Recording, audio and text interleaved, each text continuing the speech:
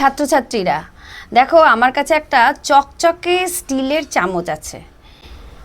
এই চামচটার একটা দিক, যে দিকটা দিয়ে তোমরা খাও, এই দিকটার মাঝের অংশটা দেখো নিচু মতো, এদিকটাকে বলে কি অবতল তল। আর এই উল্টো দিকটা, এর মাঝখানের অংশটা দেখো উঁচু মতো, এটাকে বলে উত্তল তল। দেখো এখানে আমি একটা হলুদ রঙের পেন্সিল নিয়েছি, আর দর্পণের যে উত্তল তলটাকে আমি পেন্সিলের সামনে রাখছি। পেন্সিলটা দেখো এখন দর্পণের খুব কাছে আছে।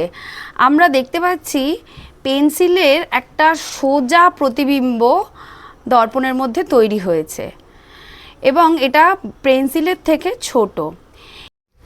এই ধরনের সোজা প্রতিবিম্ব তোমরা বাড়িতে সমতল দর্পণেও দেখতে পাও। এই ধরনের প্রতিবিম্বকে বলে অসৎ প্রতিবিম্ব। এখানে উত্তল দর্পণ বস্তুর থেকে ছোট অসৎ প্রতিবিম্ব গঠন করেছে। এবার আমরা পেন্সিলটাকে দর্পণের অবতল অংশের সামনে রাখছি। দেখতে পাচ্ছি স্টিলের দর্পণের মধ্যে পেন্সিলের একটি উল্টো ও ছোট প্রতিবিম্ব। এবার যদি পেন্সিলটাকে খুব আস্তে আস্তে দর্পণের একদম কাছে নিয়ে যাই, তাহলে কি দেখছি বলো তো? আরে বাস, দর্পণের মধ্যে পেন্সিলের একটি বিবর্ধিত ও সোজা প্রতিবিম্ব দেখা যাচ্ছে। এটিও আসলে অসৎ প্রতিবিম্ব।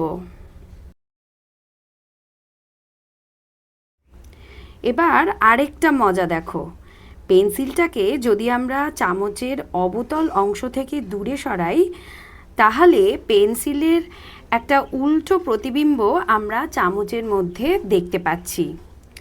এটি কিন্তু সৎ প্রতিবিম্ব।